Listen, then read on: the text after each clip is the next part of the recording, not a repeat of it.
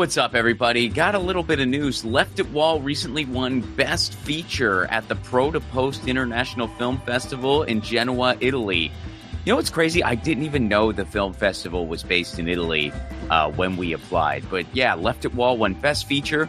We are very, very honored and humbled for the award, and thank you so much to everyone at the Pro to Post International Film Festival for including us and selecting us for this amazing honor. And you can catch Left It Wall now. It is out now. It is on a bunch of platforms: Apple TV, YouTube Movies, Google Play, Amazon, Xbox, and you can watch it for free on Tubi. Left It Wall is on Tubi. Tubi's my favorite. I got to be honest. Tubi is my favorite. It is free there, so come on. How can you go wrong? It's free. Left It Wall, Tubi, or anywhere else. But on Tubi, it's free. All right. Peace.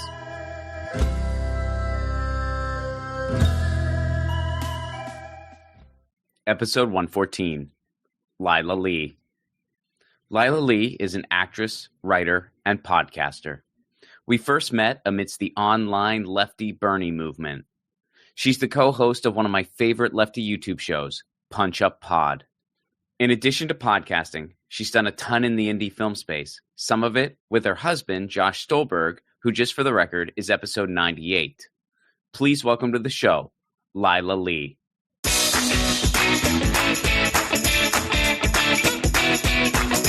Leila Leigh, how are you? I am good, Ron Flacone. How are you? I'm wonderful. Thanks so much for doing this show. I'm excited to talk to you. I'm excited to get to know some things I don't know about you. I am very excited, although I feel a little bamboozled because I did not realize that I would possibly be seen on video, and I just woke up an hour ago. It's a mystery whether or not. I mean, there might be clips. There might be a full-length video stream. We might be switching things up. 1,000 still new, so it's figuring out. It's still... here's the deal. This podcast is potty training, so we don't know what's going to happen. Last night, 1,000 peed on a wall. And as a result, I was just like, peeing on the wall. I don't know if we need pull-ups. So I don't know if we need audio. I don't know if we need audio and video. I don't know if it's just going to be clips. I really don't know. It keeps everyone on his toes. And it also brings me to a possible source of discussion and debate, which is, I think that boys should be taught to sit to pee. Why? I think that would end toxic masculinity and all of our problems in the world. In addition to smashing capitalism, but I think toxic masculinity. I think you're putting a little too much into that. I feel like it would not help with all those things a lot. I feel like I would like to analyze it with you. Well, here's the thing. First of all, there is an anatomical. Did I say that right? There's a bit of so the reason we don't pee sitting down is because it's actually not very comfortable for us. And think of our equipment kind of like a hose. Yes. If the hose is a little like bent or infringed upon, sometimes all of the liquid within the hose does not get out. So it's basically like if we sit down when we pee, usually there's like some left over that we don't know about, and then it just sort of flops out. And that's not pleasant because sometimes. Well, wait. Yeah. Just let me clarify, like how I know this and how this is a universal truth for men.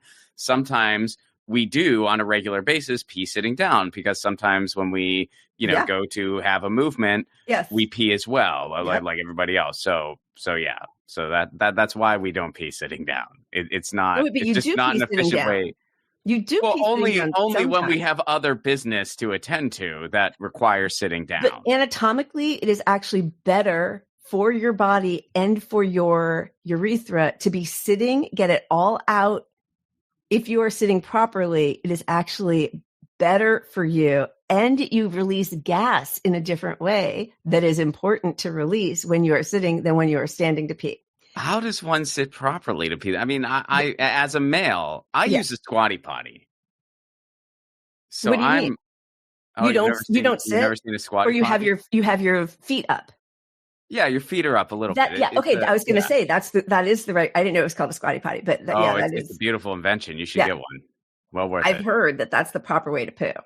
Yeah, it's absolutely, and I think it's just the proper way to go to the bathroom in general. But even so, you still have the same problem as far as like peeing. I'm going to send you an article because Please send it. I will. But also, there is an extra layer of masculine identity in the U.S.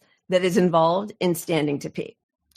And which is evidenced by the way it's used as an insult. If a man is not thought to be incredibly virulent, it's, oh, he sits to pee. He sits to pee, yeah. Right? Yep. But very true. So does half of civilization, which starts to make you wonder then, what do men think about women?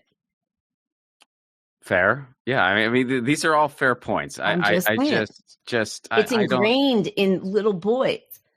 And then that's not even regarding all the mess and all of that kind of stuff that makes me crazy. No, I hear you. I understand where you're coming from with that. I just feel like if I was just peeing, like if I just had like little driplets of piss all over myself all the time because I'm sitting down constantly now, I don't think capitalism would end. If it would do that, I would take one for the team. I'm going to be Pee Pants Magoo because this is worth it. Okay. One, I feel like if you were taught to sit to pee properly as a little boy, you would figure out a way to not make it so that there were always droplets that remained inside your body. Number one, you shake, you down, you push harder, you like make sure you got your whole bladder out. Like after you have an operation or a baby, they'll actually like push in certain parts of your body to make it come out. Like it's all doable. And that's when you're lying down, right? So, but the other thing is, no, I don't think it would end capitalism because obviously there are plenty of women who are disgusting, evil capitalists. It's not that I think that like women are intrinsically better than men. We see the whole world around us, right? But I think that some of that toxic masculinity would dissipate, which would probably have a, ready for this, trickle-down effect. Oh, I see what you did there. There's the payoff we were waiting for. So I didn't even know I was going to get to that, but there I got. Yes. Oh, it just flowed naturally. Oh, there you go. Keep it coming out. Yes. Keep it coming.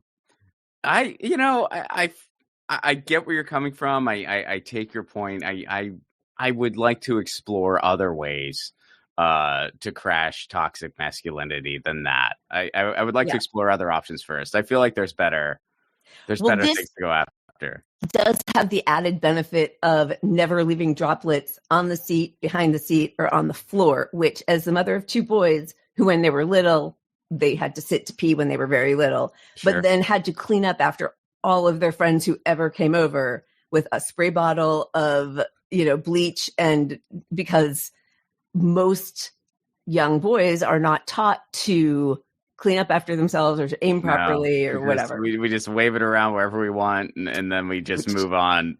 Goes right to my toxic masculinity point. Not great. So much liberty. Not great. You're just making my points for me. I can just sit back. I understand. I totally take your point. I feel like, I do, I always wipe the seat. I always do that. I always try to, you're a considerate, nice person. It's not directed and I don't think of you as toxically masculine. I think of you as like a kind, sympathetic, empathetic, creative, good person. So I'm not generalizing about all men. I love men. I'm married to a man. I made two men. My brother is one of my best friends. My dad and my father-in-law were amazing people, but I think that, we could all use some adjustments. I hear you. I am with you. I'll tell you this. I met some of my closest college friends with a story that pertains to peeing standing up. Oh, okay. How's that? How weird is that? So it was winter and it was just at a party and there was a keg and there was like this big fence and I decided, I had to pee. Yeah. And so I'm going to pee on the fence and somebody yelled down, who became one of my closest friends in college, "Hey man, write your name." And I was like, well, that'll be easy because it's only 3 letters. So I start writing my name, and I write the R, and I write the O, and I write the N, and they're like, Ron. And then I still had some left. So I was like, oh man, I'm out of 11. Well, no, I knew I didn't have enough for Picone. But so I just kind of like just made like what I thought was just sort of like a period or something. Right. Just kind of made a blotch. And they go, Ron. And then everybody's like, Junior. And so my nickname amidst my friends was Ron Jr. for the longest time. Oh my God, I love that. Of the way I peed on the fence. That's awesome. That's really funny. That's very funny. So sometimes it can bring people together. It can. Although sometimes my older son, Asher, was arrested in college his freshman year for peeing in an alley outside of a bar. So sometimes it can cost your parents a lot of money in legal fees. Yes. Yeah. Which is why we need nice public restrooms everywhere. We need nice public restrooms everywhere. Or just you can always bring it back to taking care of society. No kidding. Abso-freaking-lutely. Well, so speaking of all of this, let's start at the beginning with you. Now I know you spent some time in Rome, which I went, but is that where you were born? Like I was born. Yep. I was born in Rome. I didn't know that. Mm-hmm. Okay. To American parents. Both my parents are U.S. citizens, but my dad was a professor of Greek and Latin. And he was there on sabbatical with my mom. And they had me, and we were only there for a few months at that point. And of course, immediately filed for my abroad citizenship through the DC consulate. And then I think that I made a huge mistake by not filing or petitioning for dual citizenship before I was 18, because I think that would have been easier, although not a guarantee to have been born there. But now I have no legal connection. Like, it would be better if I had great grandparents who were Italian. Actually, it wouldn't be. They changed that law recently. Really? This is a source of pain for me. But yes, they the Maloney administration changed the law recently. But there is a Supreme Court hearing, or I don't even know if it's the Supreme Court. I mean, their Supreme Court is a little different than ours, where it's actually not the final say on everything. It's it's weird. It's different, and I don't fully understand all of it. But they are having a hearing in March of 26. It's supposed to be in January, but they are having a hearing in March because some people are saying it's unconstitutional. That you can't file for citizenship if you have relatives who are. They changed their citizenship by descent law, and they made it a generational thing. They cut it off by 2 generations. And I mean, personally, I think there were a million other ways they could have gone about it. And I don't know why they chose. And obviously it impacted me personally because they were changing it. I was working on my Italian citizenship for 4 years. There were grumblings that they were going to change it. And at first it was, we're going to make you have a language requirement. And I said, that's fine. I practice my Italian every day. I'll take the test tomorrow if you want to. And they were like, we might have a residency requirement. And I'm like, that's fine. I'm hoping to live over there. That's why I'm doing this. And then they go, actually, we're just going to make it a generational thing. And I'm like, well, if there's one thing I can't control, it's the date I was born. I can't do anything about that. So I guess I'm out. That stinks. That stinks. Although, it's interesting because, like, thinking about everything happening with Israel, there's a part of me that's like, I guess I understand not laying claim to a place that you are sort of like tangentially possibly related to. And then we get into like DNA sequencing. There's another side of it. Yeah. No, there's definitely even though, like, side to it. I want to go to Italy and live there and have citizenship and be done with this, fakakta country that we're in right now. Although Maloney's not exactly, I mean, I don't know. No, she's pretty awful. She's a fascist, like an outright But even fascist. she's like, dude, Trump's too much. Even she's a fascist by definition of fascist. And even she's looking at the United States and going, oh man. Because he's just so I'm not that evil. Like, exactly. I'm not as evil as you guys. I mean, I'm evil, but I'm not that evil. Yeah. Don't get me wrong. There's a lot. There is that side to it. Like, there is the side. And that's part of the reason, the law changed. Like, it's not, I mean, Maloney being as anti-immigrant as she is and the right-wing government, that's part of it, but there's another side to it where a lot of people were abusing it. there was fraud happening, Right. and it was just slamming the consulates, and they were like, this is ridiculous. Rich people would treat it like a toy, like, oh, look at my Italian passport. And it's like, this is our country. What's wrong with you? Yeah. So I get that other side to it. But that's why my response was, okay, well, what about all the people that really want to be here and want to learn the language and want to contribute and want to, especially people that, maybe they make most of their income online or on the road. So they wouldn't be taking jobs from anybody, and they want to be part of your economy. Right. Like, why not tweak the laws so that the people who want to do that are rewarded and the people who want to just exploit it or treat it like a toy are denied? Like, why? And by the way, those people probably end up not being denied anyway, because as we know, rich people don't have borders. They get to go anywhere they want. Yeah. Well, anyway, so you were born there. You did so not born there, then back in Boston, where my dad was teaching at UMass Boston and Harvard. And then these two New York, my mom was an artist. Slipped in Harvard, by the way. Just a casual mention of Harvard. He was teaching, because I said if he was teaching in Boston, then everybody would assume I was being that obnoxious, like, oh, I go to school in New Haven or I go to school in Boston. But so I didn't want it that, but he was yes, you're right. No, good for your dad. I'm saying it's like, I mean, you can't, it's just hard to casually mention it. Like Harvard, it's Harvard. I get it. That's awesome. Good for your dad. Yes, he was, certainly the smartest person I've ever known in person and the most educated. Like, he had two different. Is he still with us? No, he passed away in 2018, and I miss him every day. And he was a fantastic, lefty political guy who knew everything, spoke several languages. He went to undergrad when he was 16 at Amherst, and he played two different varsity sports, hockey and lacrosse. Then he went for his second BA at, oh my God, I think Cornell or Columbia. Then he went to Cambridge. Then he went to Harvard for his PhD, and he was a classics professor. And and my mom had lived all over the world. When she was growing up, her father was the head of an immigration society called HIAS, Hebrew Immigration Aid Society, and helped relocate Jews after the war.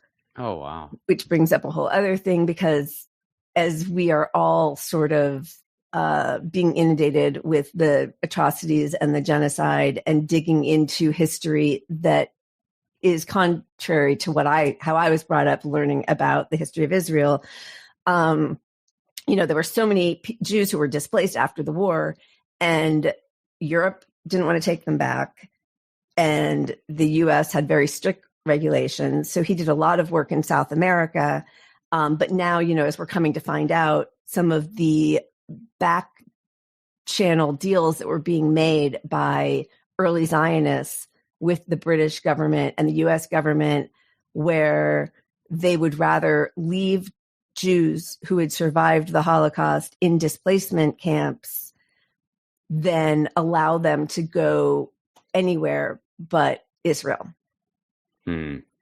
So there are huge troves of my grandfather. His name was Gaynor Jacobson, at the Holocaust Museum in DC, and like dozens of hours. There were, he was part of a book written by Tad Schultz, and dozens of hours of audio files that I've gone through, but I haven't had the time to go through all of it. But, he had met with, presidents of every nation and our nation. He was really, so they were moving, they were in Prague, they were in Budapest, Paris, Rio de Janeiro. So she was moving all the time. So I had these two sort of internationally aware parents who were living on the East Coast. And then my dad got a job at Champaign-Urbana, Illinois, University of Illinois. That's like, oh man, I think I am sad that I did not get to meet your dad. I think I would have really liked this dude. You are talking like Massachusetts, hockey, Italy, like this international dude who knows multiple languages. And now you're saying like Champaign, which is like one of the coolest college towns. I would have liked this dude. He was amazing. I mean, it was difficult. He had very high standards, but he was, fiercely loyal, brilliant, and really principled. And in fact, one of the reasons he did not get tenure at Harvard was because he turned in a colleague's son for plagiarism. Whoa. And that ended that. So, I know. So anyway, so I loved Champaign-Urbana as I was there from the time I was like 6 until and on and off through 10th grade. It was a great place to grow up. My parents did not want to be in what my father called the asshole of the country, like totally flat, no culture, whatever. So I was there from second grade through 6th grade. Then 7th grade, he taught at Princeton. Then we were back in Urbana. Then 9th grade, we lived in Italy, where I went to 2 different schools because I started off at an Italian school and then switched to the international school halfway in between. Then we were back in Urbana. And then my 11th grade year, he got a job at University of Cincinnati, which actually had the most well-endowed classics library, second to Harvard. So for him, he was thrilled to be at a better, in an actual city, even though it's, small, but a city with a great graduate program. And so that's where I had my last 2 years of high school, but I was at 6 schools in 6 years. Wow. Yeah. And quite a lot of culture shock going on there. I mean, Champaign-Urbana to Italy to Cincinnati. I mean, that's Princeton. Yeah, it was like all of, and each time you go, you cry because you leave your friends behind, and you go and you're the new person, and then you make lots of friends, and it's like so exciting, and then you leave there crying, and you go back to it's like it's a lot of crying, a lot of tears. That's my So when did acting come into all this? Always, since I was really, really little, I've always been acting or trying to act or wanting to act. And then in 7th grade, when I was in Princeton, I got the part of Anne in Diary of Anne Frank, which was amazing. And because Princeton's so close to New York, there were a lot of parents in the audience who at the time were like, let's get you an agent in New York. Let's get this going. And my parents were not at all into that. And so we didn't, and we went back to Urbana. And then once I knew that there was, because, when you're little, and this was in the 70s at that point, or early 80s, I didn't have a thought of you go to LA and act. It was always stage acting, right? In my brain, it was New York and Broadway. Even though we saw movies, you just didn't see a lot of young people. And I didn't think of that as a career that a young person could do. But New York felt like that's where I should be. And I had friends who were in the Broadway cast of Annie. And I was like, why aren't you letting me do this? And then 8th grade, went back and did some stuff. 9th grade, we were in Italy. I played Electra at this Greek amphitheater in Rome at my school. Did you do it in Italian? No, because by that point I was at I always say international school because there were always you would hear 20 languages in the hallways. It was amazing. Every kid there was trilingual and would just sort of weave in and out effortlessly in one sentence amongst all their different languages. I mean, it was really an amazing place to be, and to turn 13 and to lose my braces, lose some of my baby fat, and then all of a sudden become a young woman in Rome where men are very open with their admiration of women, which I know a lot of women find sexist and repulsive. I happen to really enjoy it as a person who had been called Bubba and Four Eyes for the previous 5 years, was all of a sudden now being, the object of people's, lewd comments. And I was like, okay, look at that, But yeah, so I continued, I acted there. We did some a Shakespeare festival there, and then went back to Urbana, where I continued acting both in my high school plays and the community theater there. That was actually really pretty fantastic. I had a lot of input from the university. And then we went to Cincinnati, my 11th and 12th grade year. And actually I continued acting community theater there. And then I was headed off to Columbia, where I did my undergrad back in New York. and I got the part of Agnes in Agnes of God at the Cincinnati Playhouse in the Park, which is a professional theater. But it was playing during orientation, the first week of my college career. And my father was like, no, you're going to college and it's a lot of money. And my mom, who's an artist, is like, no, this is a great opportunity. She can miss her first week of college. She'll be there for 4 years, which was an enormous gift.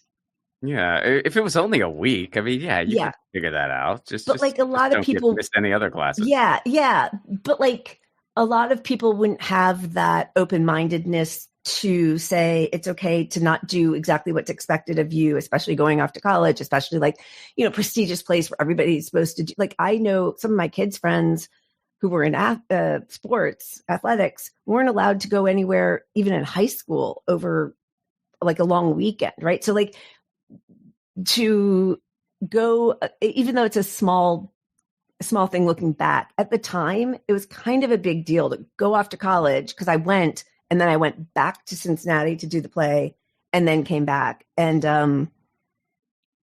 I think about that with my mom a lot. Like she said, when she knew she was pregnant when they went off for the year abroad, and people said, well, you're going to have a baby in a foreign country, and she's like, well, I mean, millions of people are born in Rome or in Italy every year, or not in the US. I'm sure I'm going to be able to swing it. But like, there is a sort of, people can sometimes get very sort of tight in their ways. And so to have my mom sort of like open my eyes to the fact that like, you don't have to do everything exactly as is expected is, I think that was a real gift for me moving forward in my life. Yeah. Oh, that's awesome. So you started out in the theater world. You did that. Were you a theater major in college? No, at that time they didn't have theater. And actually I was choosing between Amherst, where my dad went, Columbia, and then Sarah Lawrence. And that's also in New York. Yeah.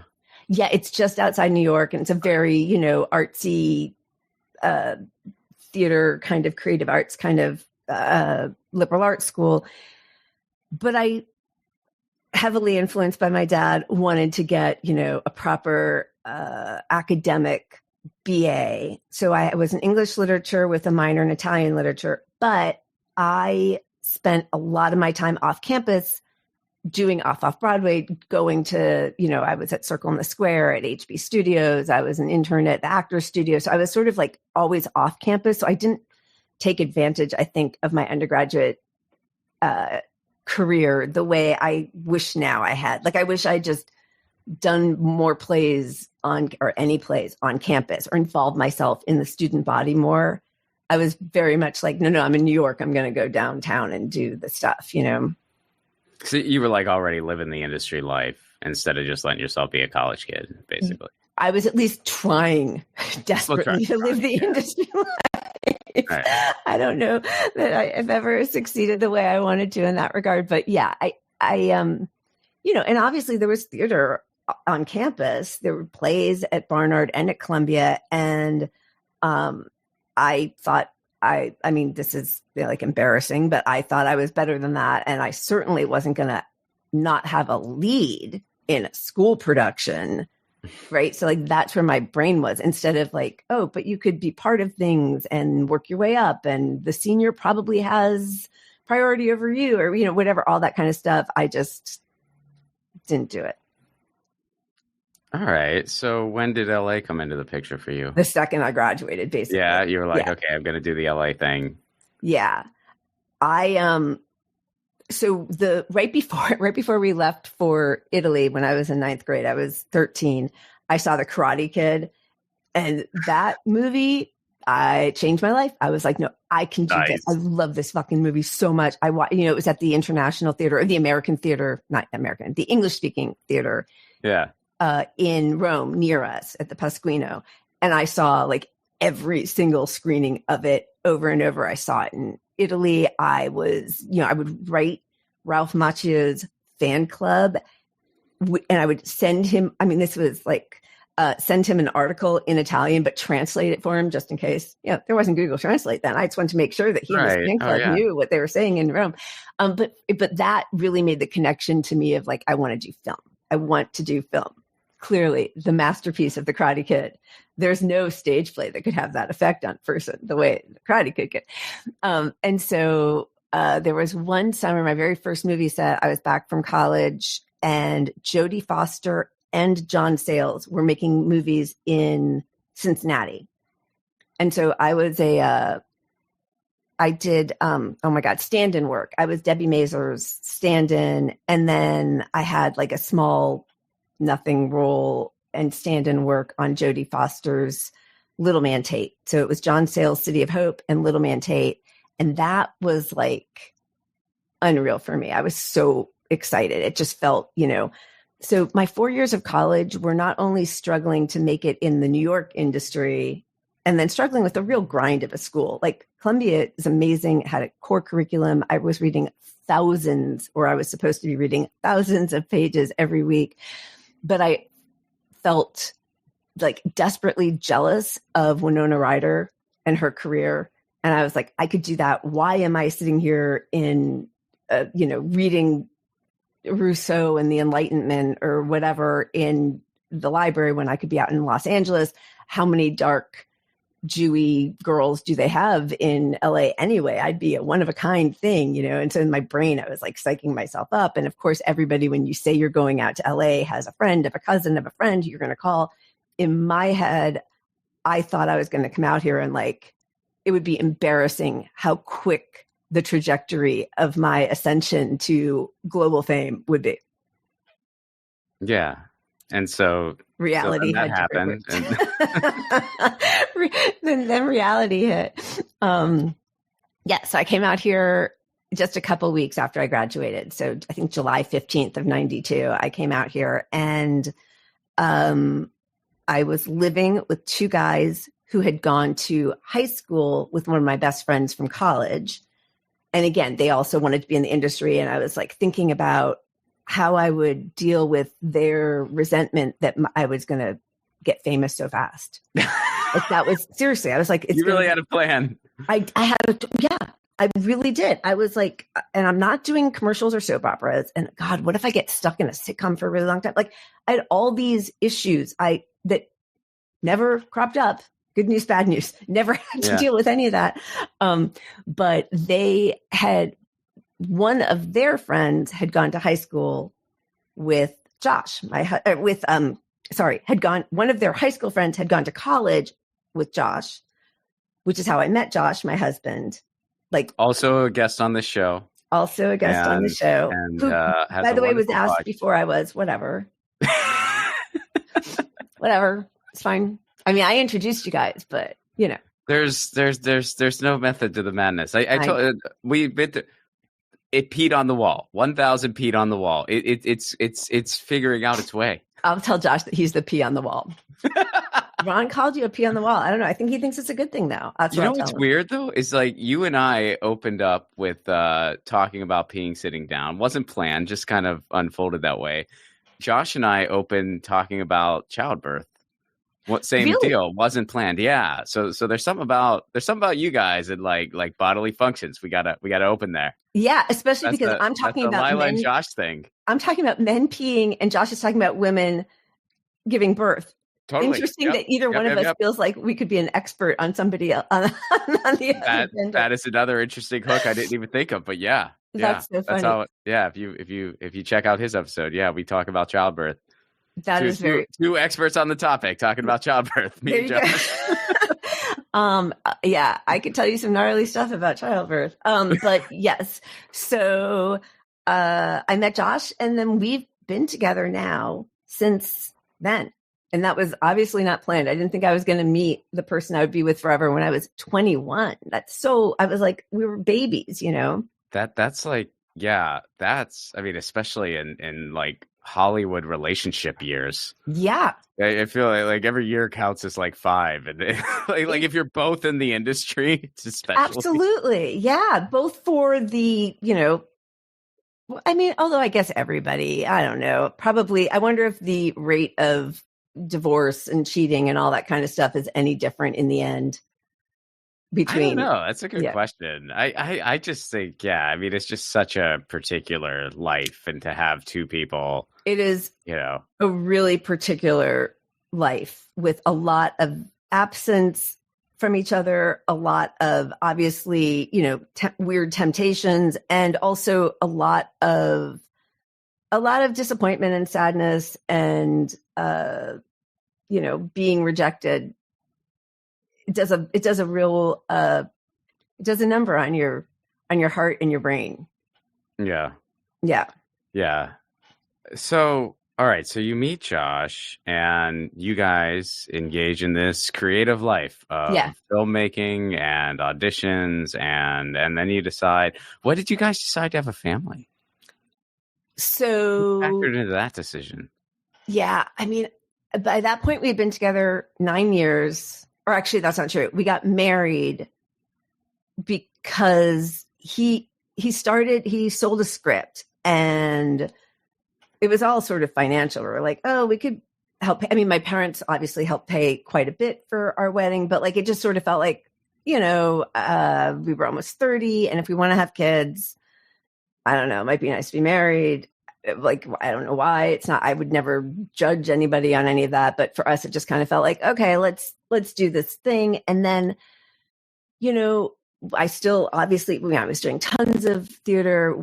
We were doing things together. I was trying to do any, indie film I could be part of. And, but like getting pregnant when you are unknown as an actress elicits a different response than when you are known. When you're known, people are just like, oh, great. Like most people over a certain age it's at least not considered odd that the person might start a family. When you have been struggling to make it in the industry and then choose to have a child, at least back then, we were like the first of our group of friends. The immediate question is, oh, so are you not going to be an actress anymore? Crazy, right? But so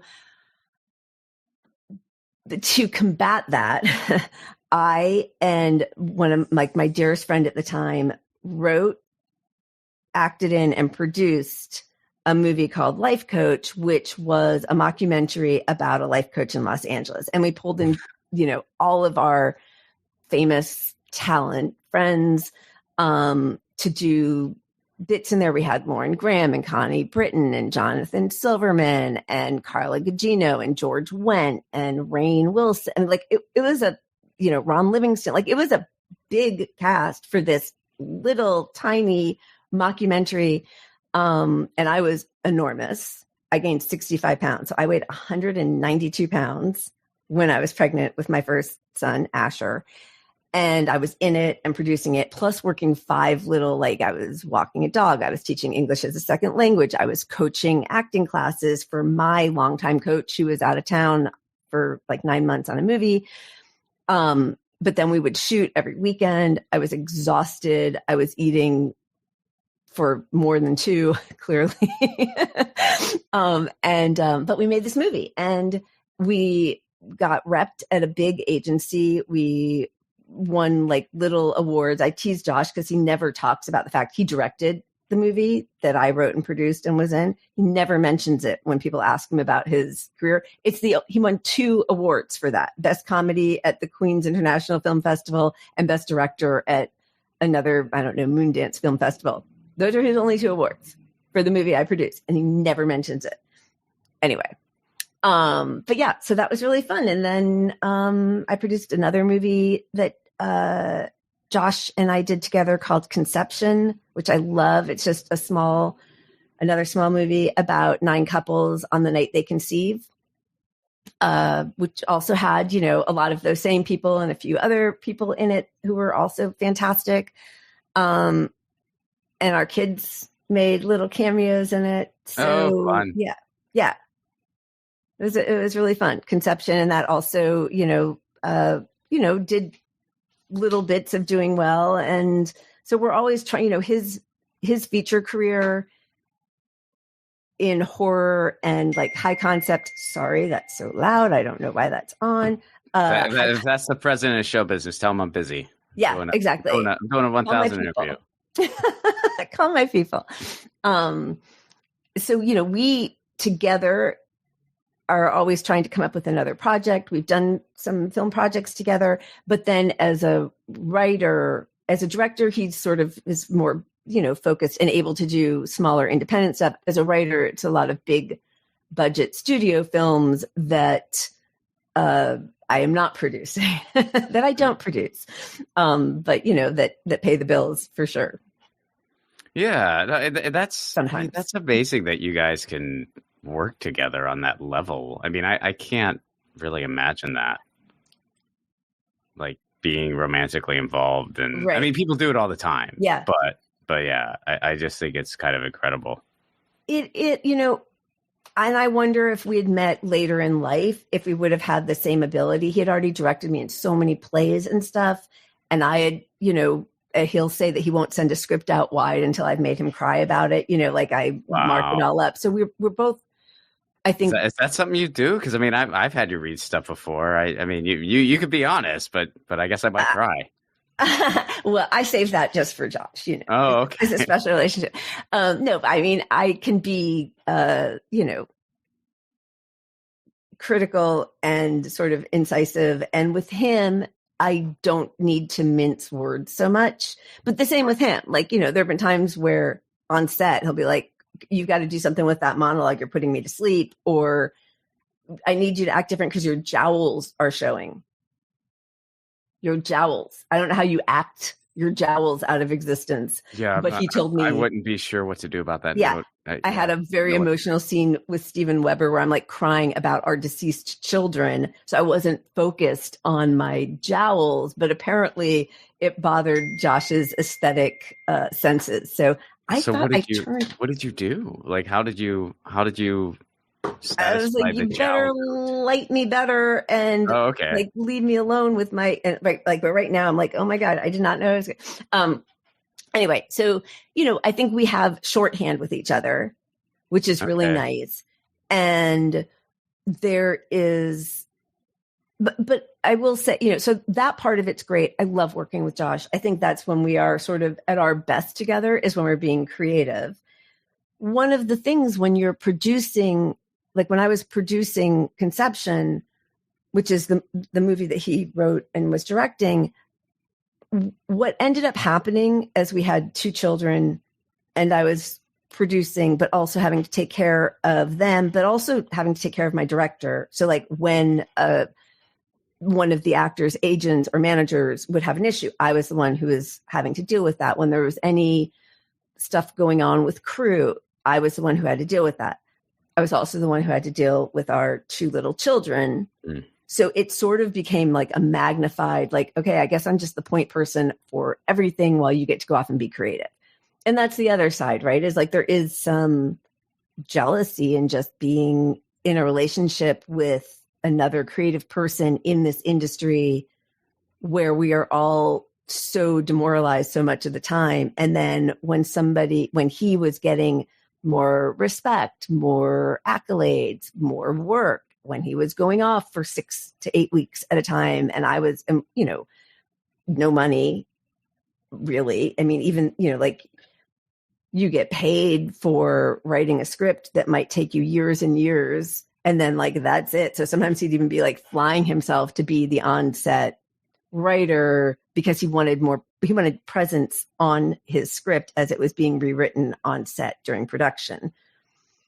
But it wasn't like necessarily, well, anyway, so I didn't have help, right? So I was by myself with a 6-month-old and a 3.5-year-old, or I was by myself with a 4-year-old and a 7-year-old, and this kept happening. And, that can lead to resentments. Like, it sucks. My body was enormous and in pain after having a baby. Plus you're taking care of these two little kids. Plus your husband's gone and people are like, he's so great. He's so funny. This is all happening. And my friends are like, oh, are you still going to be an actress? Yeah. Like you start feeling, it's not like all roses for sure, but none of it ever is. And, we've had moments. Sure. Yeah. Yeah. Well, so then moving on in your creative life, how did a podcast I'm a huge fan of, PunchUp We love you. We're huge fans of yours. I love y'all. I love what y'all are doing. Always have. So Thanks. how did that come to fruition? I mean, I knew you, I knew Pat, but I didn't know you knew Pat. And yeah. So, and we haven't talked about this, but one of your close friends, Eric Runnels. Have we talked about this? Laura, his sister. Okay, I do know that Eric has mentioned that you guys know each other. And actually, we sat next to each other at one of your sets at Flappers. Okay. All right. I think we were there with Tina Desiree Berg, who's your friend now also. At the time, I had just met her a couple times, and her laughter during every comedian set and the way she very speaks distinguished out loud during it. And I remember just like, and even from stage, you were sort of having to call her out. It was very funny, but she's an appreciative audience. Yeah. For sure. Yeah. Okay. Yeah. No, I did know that you know Eric, and but I think that's the farthest it's gone. He just said he knew you. Yeah. I mean, we like really, I think all of those introductions were because of social media. Like that's how we put it together. I don't think we ever would have known, I've met him, I think twice ever. So like, yeah. But Laura was a really good friend. She was in a writer's group with Josh and a group of other people. And so, we still correspond sometimes. I have not seen her in a while, but she's great. So anyway, how did it happen?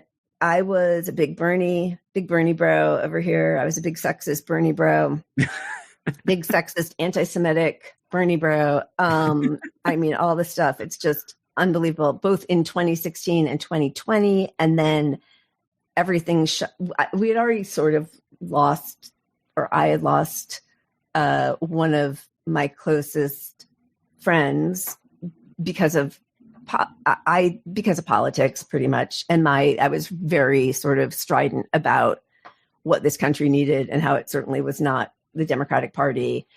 And then COVID happened and everything shut down and people weren't seeing each other. And I got much more online with my sort of lefty group of people who I'd already sort of started getting to know because of Bernie.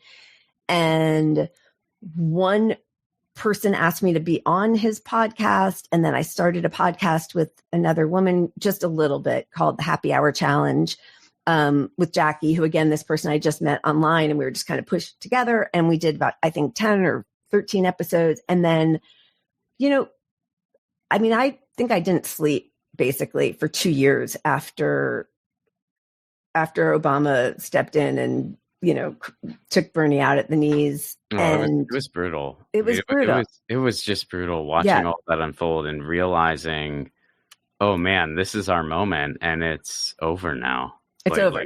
They took it. They absolutely took it. And which is why I'm, so much of our podcast focuses on the fascist Dems, because they do not believe in democracy. So it was both like the loss of Bernie and that movement and that excitement. And then also, obviously there are so many people in our country and whole communities who have known for a long time that we don't have a democracy. It took that long for me to understand that. And that was also that was a radicalizing moment for sure. But so it also, I think, everybody was just dealing with the disappointment, the anger, the resentment, the fear of what this meant, knowing what was at stake with where our country and the world was headed, right? Like for me, it was climate at the beginning. The idea that these evil billionaire CEOs had known for decades what they were doing to all of our futures. And then I had these two kids and I was like, what is their future going to be? And reading all these climate scientists and seeing where we were. But then, so that was the first thing that had kind of gotten me into Bernie in 2015. I did a lot of work. I was a Bernie victory captain. I was it was a 20 to 30 hour a week free volunteering. And then 2020. And so this woman, Jackie, and I did a few episodes, and then I think it all became a lot for her to be so online, and she sort of removed herself from that. And at the same time, Pat, who at the time was Pat the Burner, had come on our show once, and everybody just loved him. He was funny and kind and bright, and we just had a really great rapport in that one episode that he guested on our show. And so then we started talking and started our own show called PunchUp Pod, where clearly like punch up, but also, so we talk politics, but also really wanted to remind ourselves of what we're fighting for and to find some community and joy, even while we are in this miserable hellscape that we are all trying to make our way through. So that was sort of our guiding philosophy, is to find those moments of joy. We drink a lot, which is where I find my joy, at the bottom of my bottle of wine. And we just have a good time discussing the bleakest moments of our existence, basically. Yeah. No, I like, well, I just always like, the way you guys approach your topics, the way you, you spin the wheel and stuff. Yeah. It's just a good time. Thank you. It's just a good time. We have a good time. And actually we started with once a week, and now we're up to 3 times a week.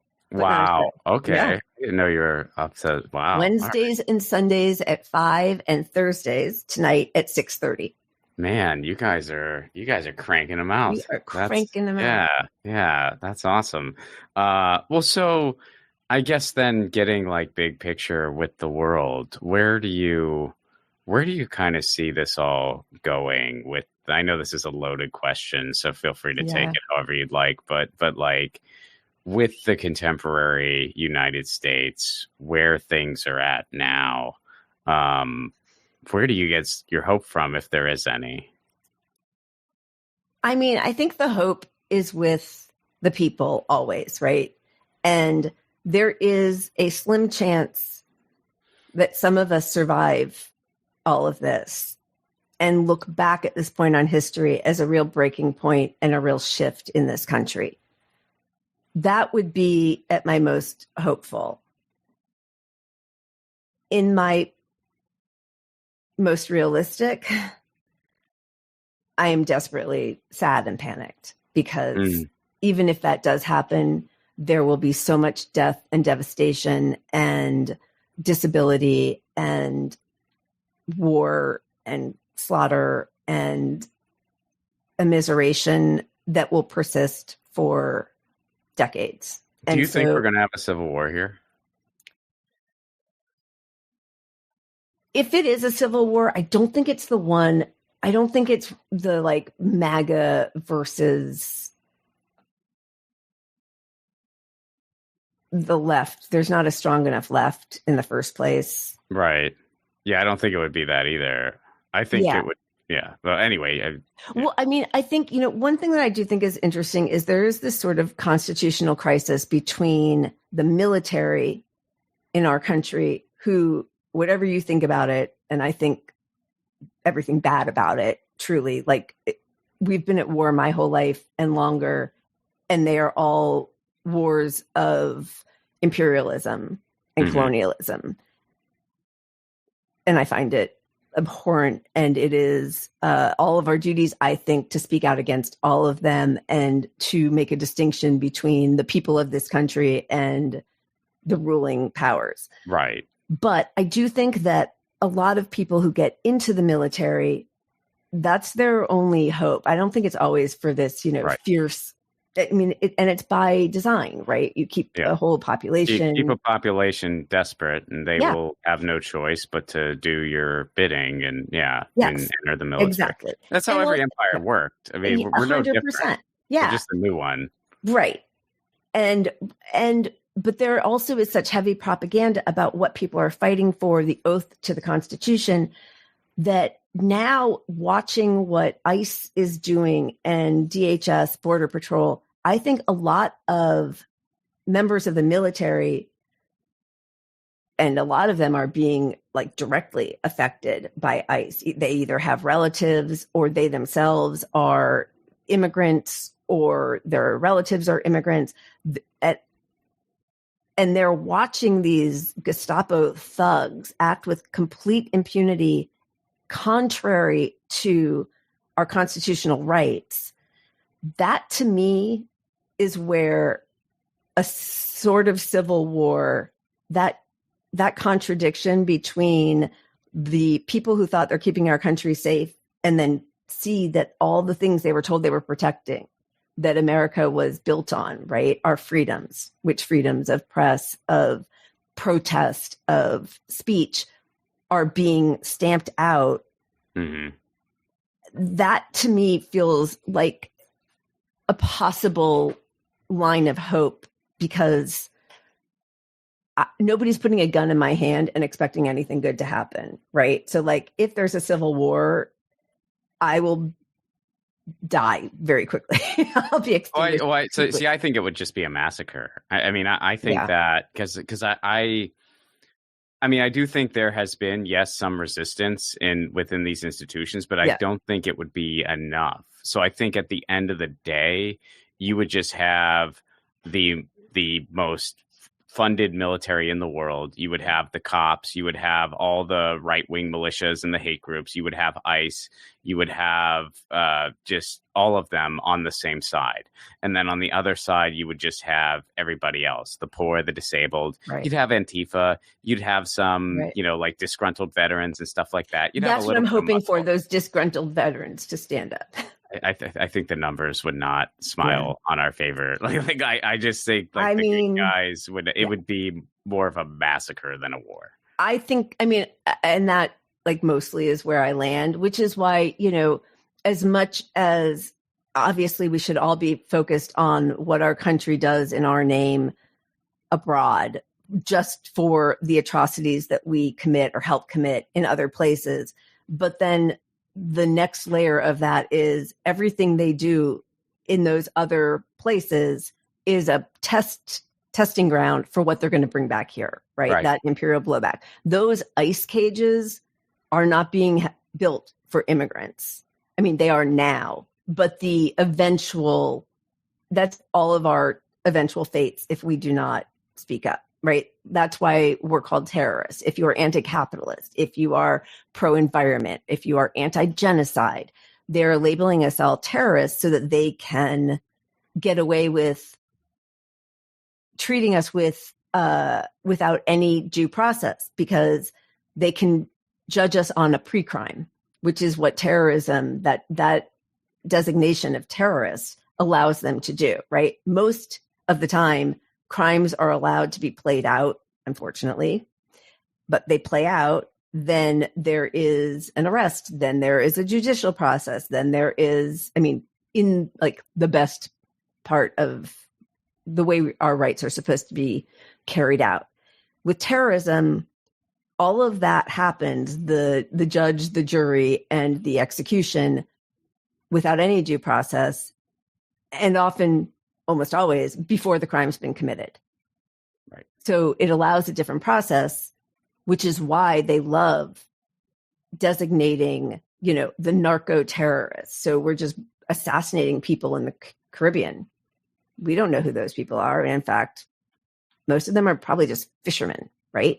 Or just civilians who are being blown out of the water. We're like, oh, terrorists, Hamas, terrorists, right? But every Palestinian born is a potential Hamas terrorist, right? So like that kind of horrifying thinking is exactly now what they are bringing back here. And those huge ICE centers will be for all of us. They are going to make us all so poor, or as many as us as possible. They can create then a group of people who are homeless, who then they criminalize. And then those people are put in detention centers or prisons where they're forced to work. And on one level or the other, that's like that system is already happening, right? With Amazon, with the taxi medallions, like this idea that you own nothing and you're always paying off your existence to somebody else. But I think it's going to be much more concentrated. Yeah, the water's going to boil more. Yeah. Yeah. Well, there are work camps. They're already talking about them as work camps in certain places for homeless people, right? Oh, hey, one of the candidates for mayor of Los Angeles, that was one of his plans. Yeah. That was one of Rick Caruso's plans. He wanted to have pretty much concentration camps for homeless people. Yep. Gwyneth Paltrow, by the way, supported him. Oh, there's quote unquote progressive personalities who supported him. Yeah. Quote unquote. So yeah. Yeah. Well, for people to find some of the good information, let everybody know in closing here where they can find your podcast. On that happy note, that we try to find some joy? But we do. But that's the thing is. No, your podcast is so much fun though. It's you have such a great balance of information with no sugarcoating and no bullshit, but also like there is an element of hope and joy and community, which is very important. I love coming on. It's one of my favorite podcasts to do. Well, that's so nice of you to say, and it means so much coming from you because you've been doing this way longer than we have, and you're so fantastic at doing that balance also of treating everything with the respect it deserves in the midst of what we are all watching or enduring, depending on our stations in life, but also trying to bring some joy to those moments where we all get to commune. Because I do think that that's the other thing, is that the only way we are going to get through this is with a lot of solidarity and community. So thank you. So PunchUp Pod with Leila and Pat, we are Wednesdays and Sundays at 5 p.m. Pacific. And Thursdays at 6:30 Pacific. On YouTube. On YouTube, yep. And we're at PunchUp Pod on YouTube, and Twitter and Twitter and YouTube are kind of our main social media avenues at this point. Yeah, I hear you there. Yeah. Trying to change it with that Twitter part, but yeah, I'm still there. People are still there's still some people on there. Honestly, that is where all of the independent media is. And, I know people, it really is. So like, if you're looking for those people, that is the greatest concentration of it. And Blue Sky, which I know a lot of people like to say is, the better place or whatever, they banned some Palestinian accounts. They banned Sarah Kendzior the other day, who's not exactly like, I at one point thought of her as like a kind of left lib, right? Like that was too much for them. Her account was taken down.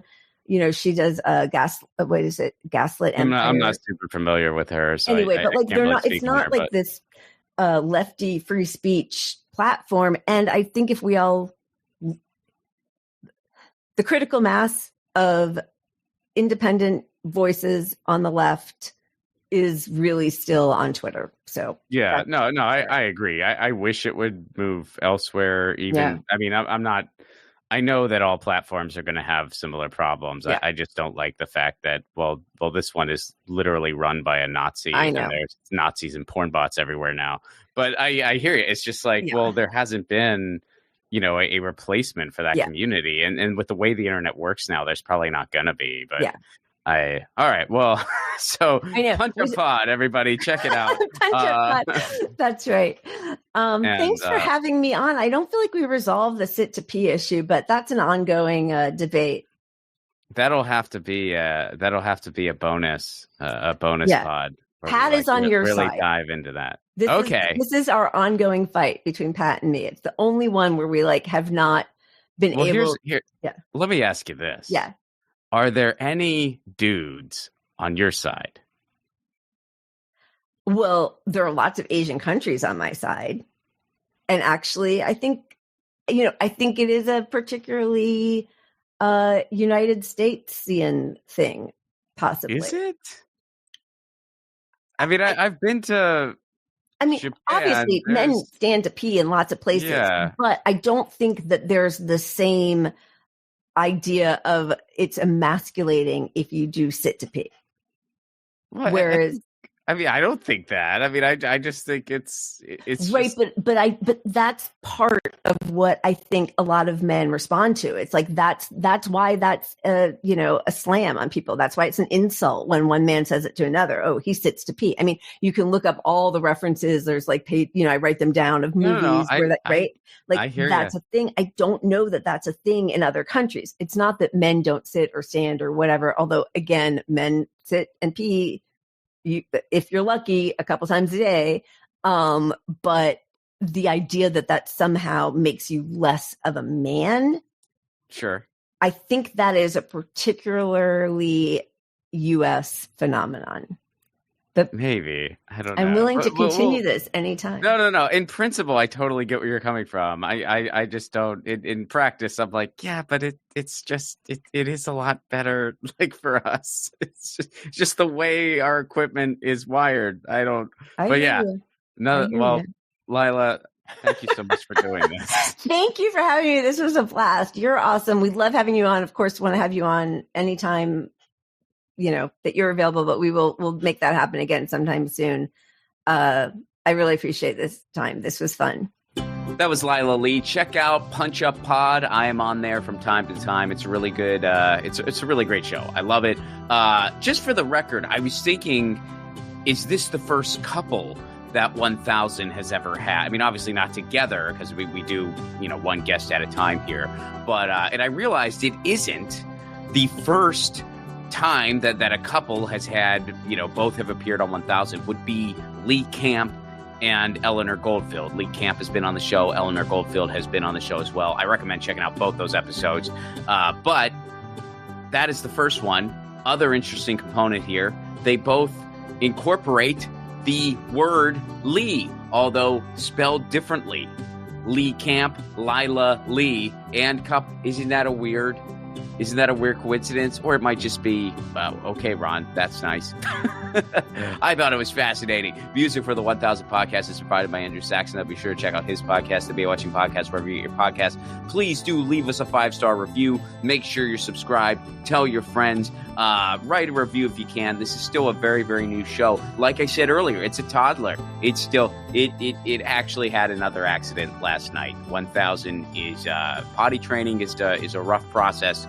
And 1000 is improving, but it's a long haul. It really is.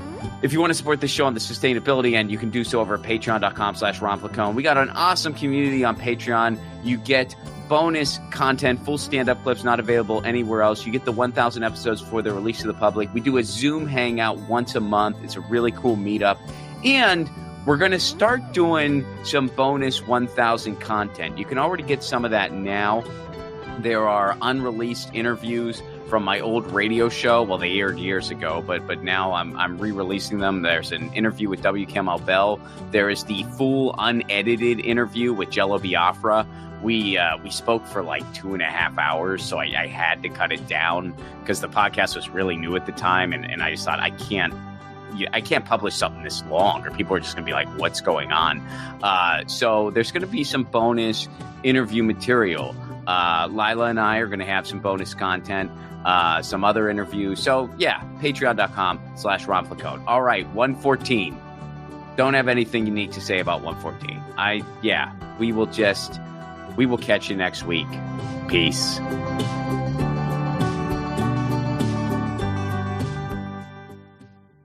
Hey guys, Ron Placone here. Take your own 1000 challenge. No, you don't need to interview 1,000 people, although if you want to do that, go for it.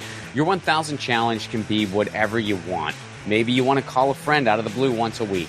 Maybe you want to read a book every month. Maybe you want to start a different garden every season. I guess that might be dependent on where you live. Look, the point of the challenge is taking on an endeavor that enriches your life in some way, and it can be measured. And then, of course, you do it regularly. That's what 1000 is doing for me and hopefully for you too. The main reason for this podcast and every podcast I've ever done is to build community. So take your own challenge. Then join our Facebook group. It's called 1000 What's Your Challenge? ? That's 1000 What's Your Challenge ? And post about what your 1000 challenge is and the progress you're making. All I ask is that people be encouraging of each other's challenges. This is personal and vulnerable, so be cool. There's enough negativity on social media. We don't need to add to it. For those of you who aren't on Facebook, hopefully in the future we'll be expanding to places like Discord, Reddit, but for now, we're starting on Facebook. And again, that Facebook group is called 1000 What's Your Challenge? See you there.